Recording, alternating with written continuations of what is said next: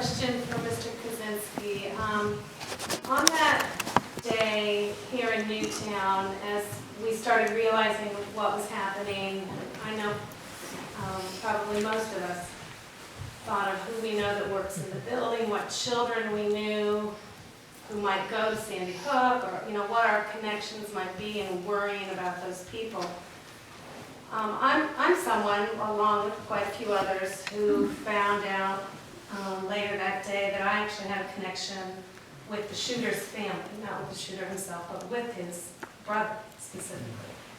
And so I just wondered what you would say to those of us who have that connection, just in terms of if and how to reach out, I guess.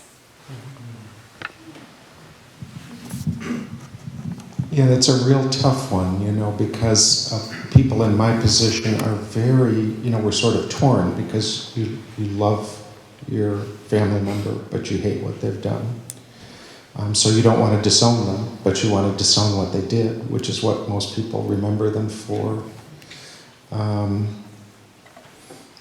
I think most of us carry some element of guilt, so if there's a way to say it that doesn't sound patronizing or, it's not their fault. Don't isolate, because sometimes if you don't know what to say, you sort of avoid the person, and that's not good. And of course there's wrong things to say, and that's not good either. So, you're in a double bind. What do you do? But I think, find a way to show just kindness and decency and sympathy, and maybe listen more than you talk to the person. It's not so much what you say to them, but how open your heart is, I think. And thanks for asking that question, because, it's a tough one in a community like this to ask that question. I'd like to talk about compassion. Mr. Kaczynski spoke some beautiful words a moment ago about a candle lighting a candle 1,000 times.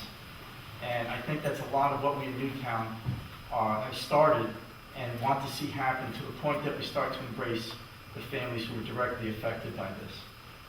My first thought was that perhaps Dr. Knoll, because of your comments about compassion, maybe you could perhaps give us a little insight on what we can do to move that process along, or what that journey might be like. And perhaps, I guess, the rest of the panel seems to be insightful in that as well. So maybe we could start with Dr. Knoll.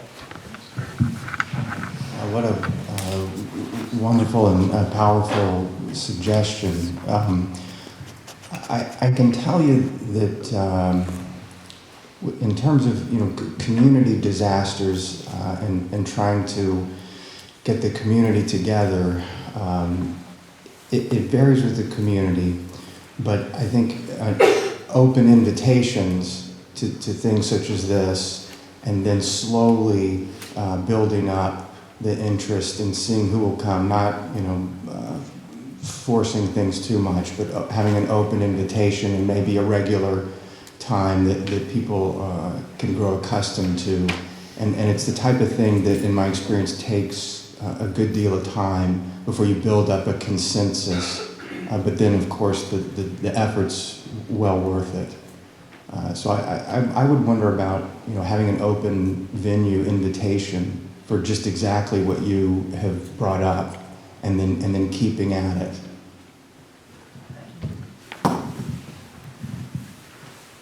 I have, when we close this evening, I have a small exercise that we could all do together. So that might be something worth doing at the conclusion. So, yeah, yes.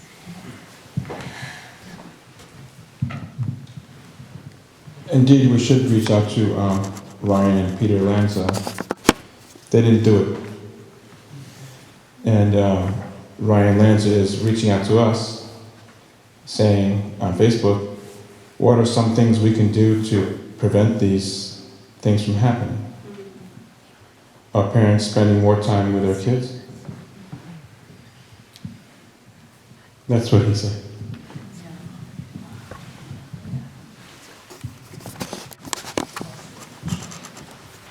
A real quick one. I'm sorry I don't remember all the names of Lama Lutheran. We're gonna put that on your nameplate. Book that you cited, Viktor Frankl, I believe the subtitle has to do with what he called logotherapy. Yes. Looking to the future and taking a different vantage point to look back as to where he was. And I guess looking to see his wife once again gave him great hope and purpose. And I'm wondering, from a Buddhist standpoint, I know from a Judeo-Christian Baha'i standpoint, the looking forward for these family members to see their children sometime in the future. We have that hope, we have that, from a Buddhist standpoint, what can they rely on from seeing their children once again in the future? Logotherapy.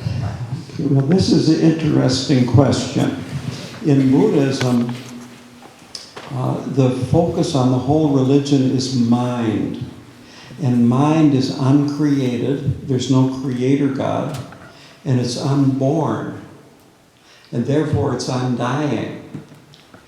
And so all of these people that have been killed, they will go on and take another birth.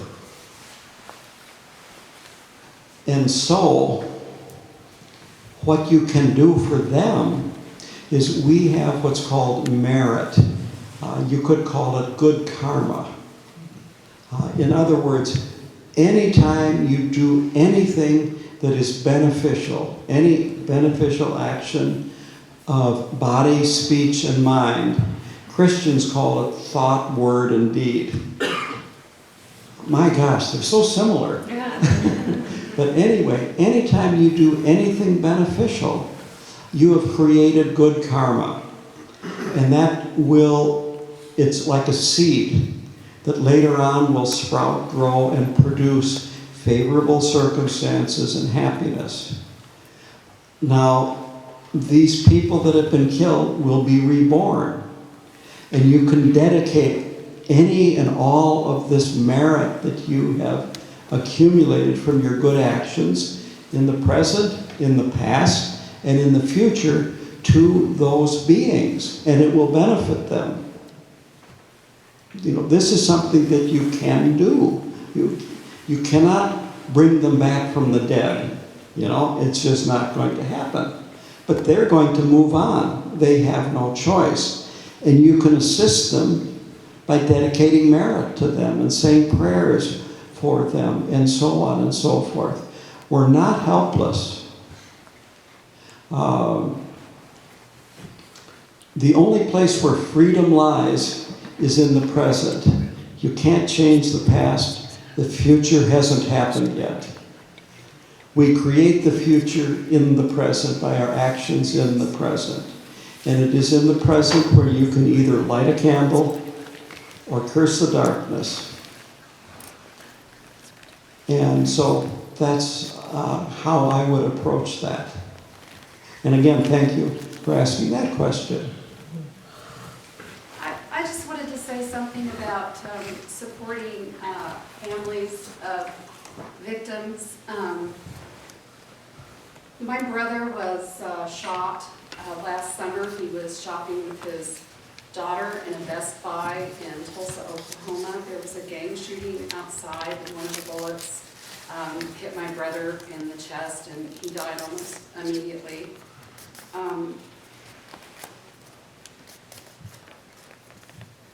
There's an incredible outpouring at the beginning. A lot of it takes the form of bad food, you know, muffins, you know, cookies, you know, just horrible junk food, and then people say things like, you know, it happened in Oklahoma. I was back in Oklahoma for several weeks, and they were like, the neighborhood people came around and said, you know, just let us know what we can do, and, you know, we're going to organize meals for you. And Kelly's like, oh, great, you know, I'll get back to you. And it's like, she couldn't get back to them. And so, like, the meals never came, you know. It's sort of like, they can't really tell you what they need, you know, but quality food is a help. Also, my sister, she lives in LA. She's got a big job. She's like back at her big job, and she's like, she said, you know, her bosses were saying things like, you know, just take as much time as you need, you know, but like, can you get this on my desk tomorrow? And she said she almost felt like she has she called it death cooties. You know, it's like people feel so bad for what you've gone through. And they feel uncomfortable. They feel like, what can they say? It's not like you're really looking for anybody to make you feel better. It's like nobody can really make you feel better, but just that people, I guess, are able to just connect with you in some way and say, how are you doing? And, you know, it's not like you always want to talk about it.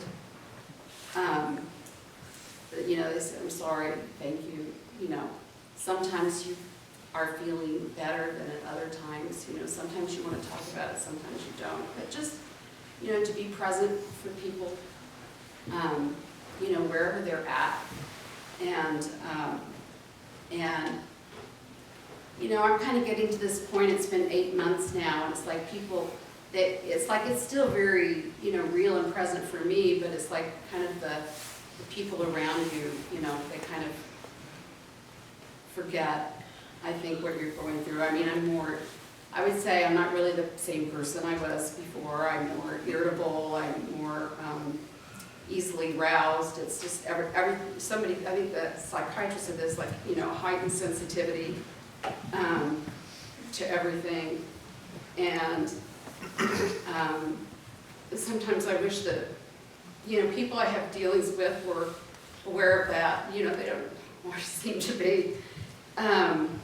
Because it's like, it's not foremost on their mind. It's probably, you know, different. Because I don't live in the place where I grew up. Anyway, that's just some thoughts that I had about that.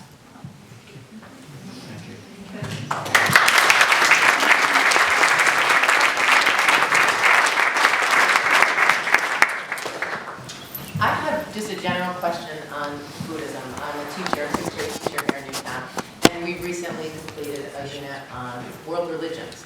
And Buddhism, as some of my sixth grade students you know, as we study Buddhism, we realized the ultimate state of enlightenment was nirvana. And a lot of my students would say to me, well, how do you know when you get to nirvana? If you're a Buddhist, how would you know? And one of my students said, and doesn't nirvana mean poof? Like, you're gone? So why would you want to get there? And I, not being a Buddhist, wasn't sure how to answer that. So I'm wondering, how would you answer that question? Yeah. The ultimate, as Lao Tzu once said, cannot be discussed. I mean, so that's, I mean, think about it, right? Because in some places the name of God is unspeakable. You know, the idea is that the ultimate truth of being, as Lama Yeshe said, it cannot be described. But how would it be to understand what one Buddhist writer called the magic show of appearances? To really know the truth of everything, to know with certainty and completeness how your mind is, and how you create your experience of the world with how you think about it. Right now, we can guess what that's like, but it's not proof. You can definitely tell your sixth graders that. You're sixth grader. You don't disappear because there are lots of Buddhists still walking around, so that's, you know. But the fact of the matter is, it is an internal state of great joy and stability. And what my teacher said to me about it, he said, it happens in an instant, but it doesn't happen by accident. Because it involves the letting go of everything, including the concept of self. And so you could say that you would know that you are enlightened if you were no longer angry ever again. You would know you were enlightened if you never had hurt feelings ever again. If you felt love and compassion for every person because you could see their pain. And think about that first before you think, well, they did this to me or they did that. So you'll know. And this understanding, they call it the path of seeing. You see how your mind is for the first time. We get inklings of it now because everybody in this room has had this experience. You got interrupted. You were having a very difficult conversation with yourself about something, and you were feeling really negative about something, and then the phone rings. And you answer it. And suddenly you're somebody different. All right? If you can do that, that is an inkling. That gives you an inkling that the mind can change. I mean, instantly like that.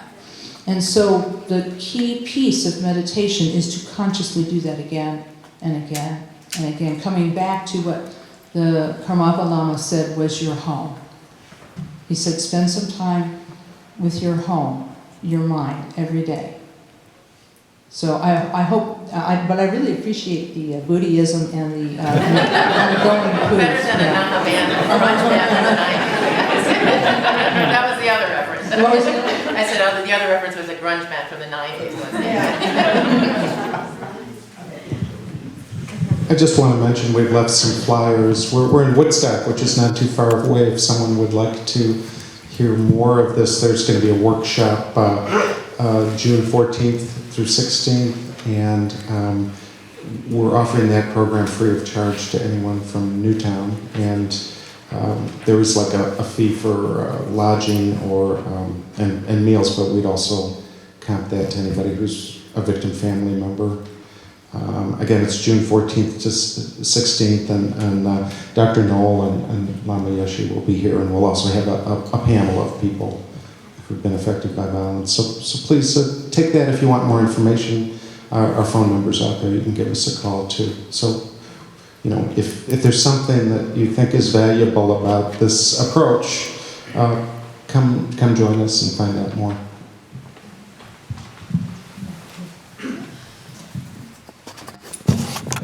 Want to recognize my friend Chamba from the Buddhist Center in Reading.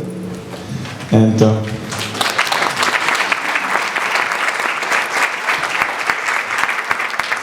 there's the man that made it possible for me to meet His Holiness, the Dalai Lama. Thank you. Appreciate that very much. And we spoke about having a interaction between the Buddhist community in Reading and Congregation Adopt Israel here in Newtown. I also want to mention that the solution to a lot of the negatives is really the positive, not cursing the darkness, but lighting the candle. And such a candle is in the WestCon University, which is partnered in the project of bringing the Dalai Lama here. And they have a Center for Compassionate Living.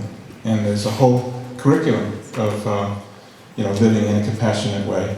It's something that you need to study and go over and over again, because as you all know, that it's a skill to be patient and to. But you can decide to be patient. You can decide that you're going to be pull it together when the phone rings, and you can decide to be patient with your children, your spouses. It's all in here. You're driving the bus, and we have the power to make these decisions. So I think that it's time for our community to make this decision to spread the message of living compassionately, and that through these events here, these excellent panelists who we should give a really roaring round of applause for.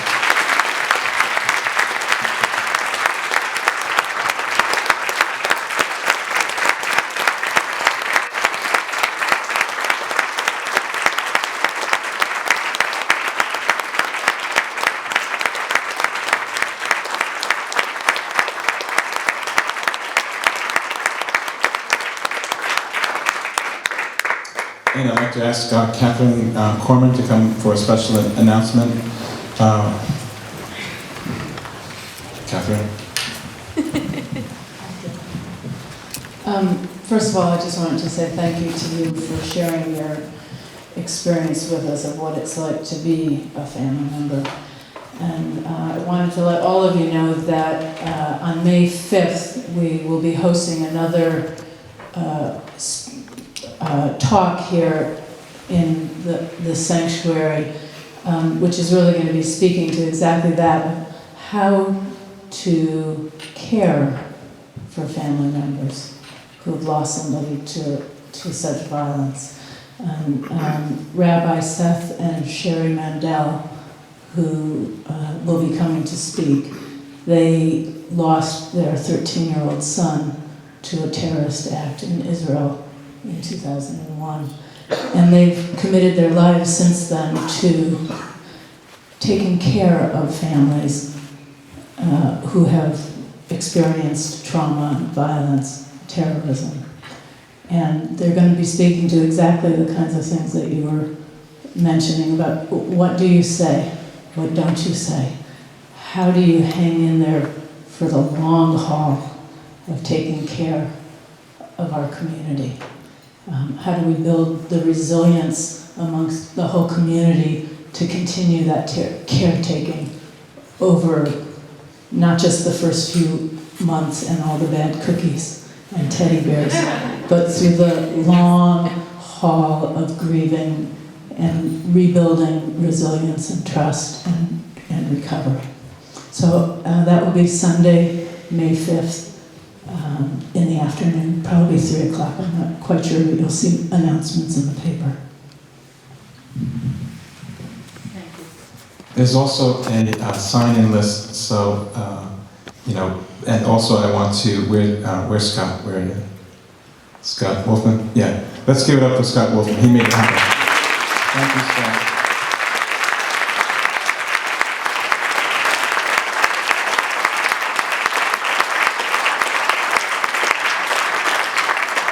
Sandy Hook Promise was, really there very early on, and we must acknowledge our debt of gratitude for what they have done in this fine programming, and we look forward to partnering in the future with other fine programs with you. This would not be a Judaist event. What was that word that we used? Not Buddhist, but a Jewish event, if there wasn't food. So there's plenty of nice delicacies back there. And who do we thank for that, Scott? All this food? Who's out there? Say that. Thank you. Thank you very, very much.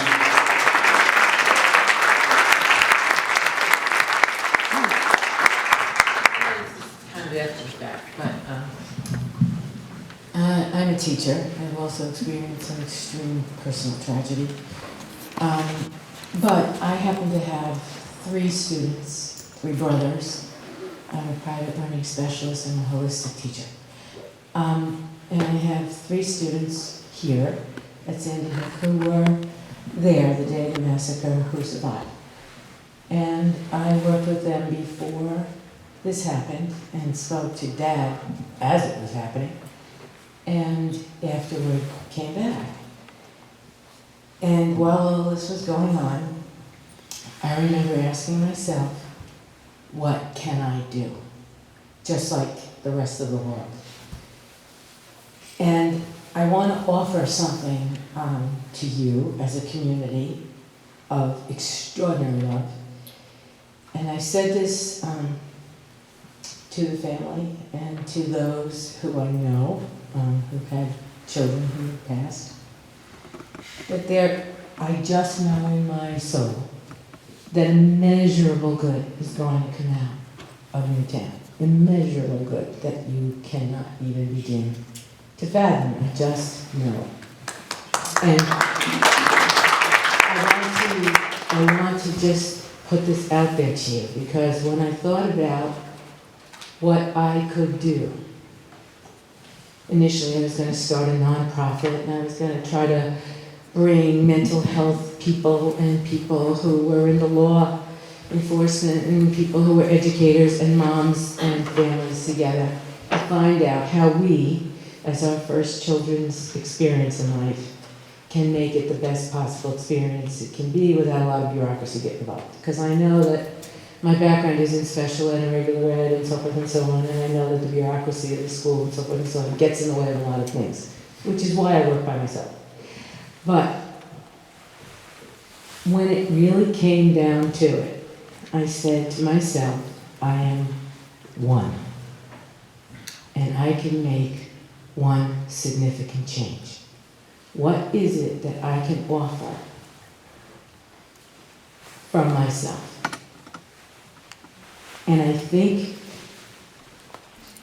that all of us have a gift to give. And I think that if you sit back and think about what you've been doing all along, you will come up with the answer of how you can help those who were victimized with children who had a loss. Now, and what I did was, I decided to take from Gandhi something I've always lived by, which is be the change in the world that you want to see. And what I did was say, I am going to be there. I am going to be myself. I am going to go back. I am going to work with these children that have been my students before this happened. I am going to work with them through this, and I am going to love them through this until we are all better than okay.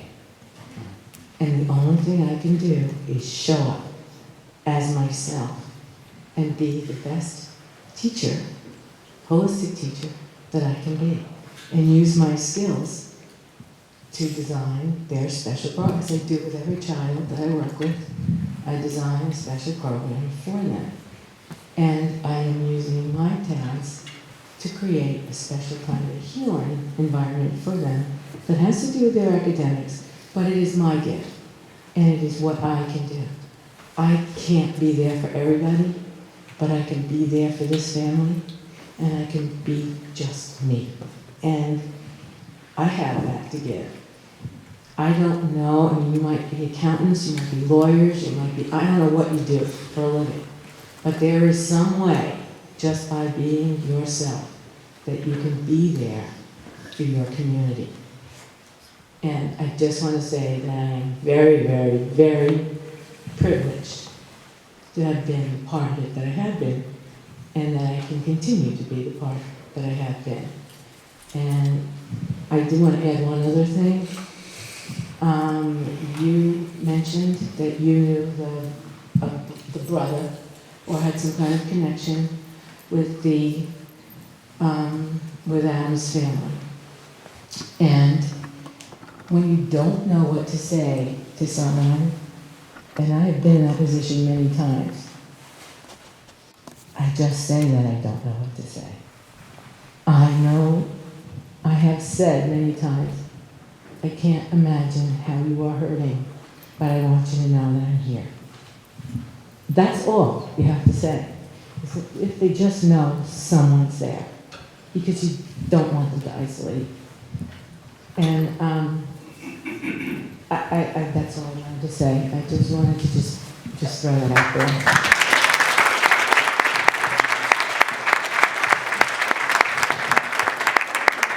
there. Any more questions? Okay, just a brief concluding statement from our panelists, and we'll enjoy further. We'll socialize over some food shortly.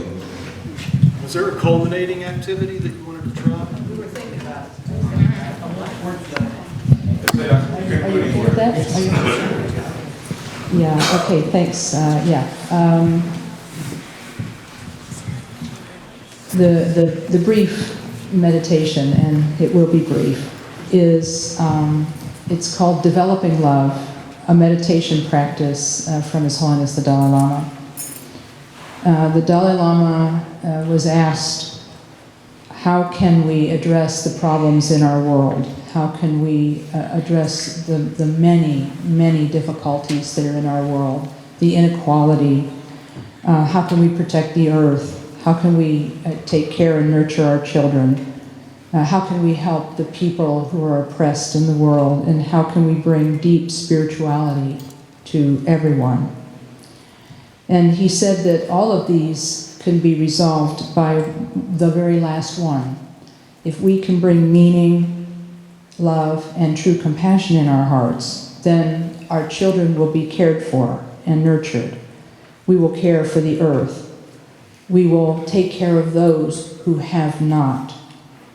So someone asked the Dalai Lama, is the planet increasing in love, or are things getting worse?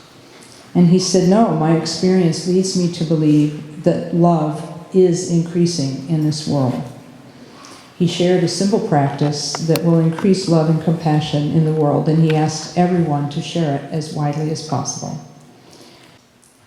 And as you breathe out to yourself, think that you fill yourself with the greatest of love. You breathe in and love yourself, and breathe out and love others. Breathe in and love yourself, and breathe out and love others. Again, breathing in, love yourself and heal yourself, and breathing out, benefit and cherish others. The Dalai Lama said, if you think about people that you have difficulty cherishing, extend your love to them anyway. During the day, after you have done this brief exercise, extend that attitude to everyone you meet. Practice cherishing even the simplest people that you meet, clerks in the store, people you pass on the street, as well as all of the important people in your life. Cherish the people you love and the people you dislike. Continue this practice no matter what happens or what anyone does to you. These thoughts are very simple, inspiring, and helpful. The practice of cherishing and loving others can be taken very deeply if it is done without words, allowing yourself to feel the love and appreciation that already exists in your heart. And so now for the next minute or two, let's try to practice that together. Breathing in, we bring healing to ourselves. Breathing out, we send love and cherishing to others. Breathing in, we extend love and healing to ourselves.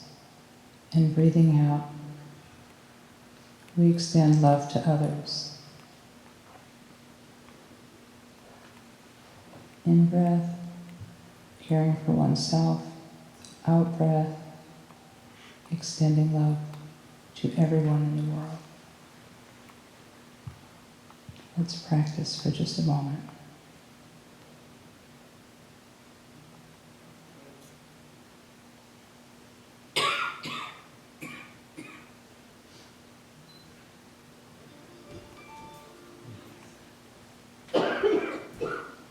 Thank you. This practice is connected with loving kindness, and it's a way to train in loving yourself and nurturing yourself, because we take care of ourselves, and then breathing out, we extend our love and compassion to others. So it is my hope that this very simple exercise is something you can do, as well as the wish to be of benefit to everyone you see. There's a Buddhist prayer that says, until all of the illnesses of the world are healed, may I myself become for them, for beings, the doctor, nurse, and medicine itself. Raining down a flood of food and drink, may I become a feast for those who are experiencing famine. And in the ages marked by scarcity and want, may I be myself the food of others. And they said, and he said, the Dalai Lama quotes this one often, for as long as space exists, and as long as living beings remain, until then may I too abide to dispel the misery of the world.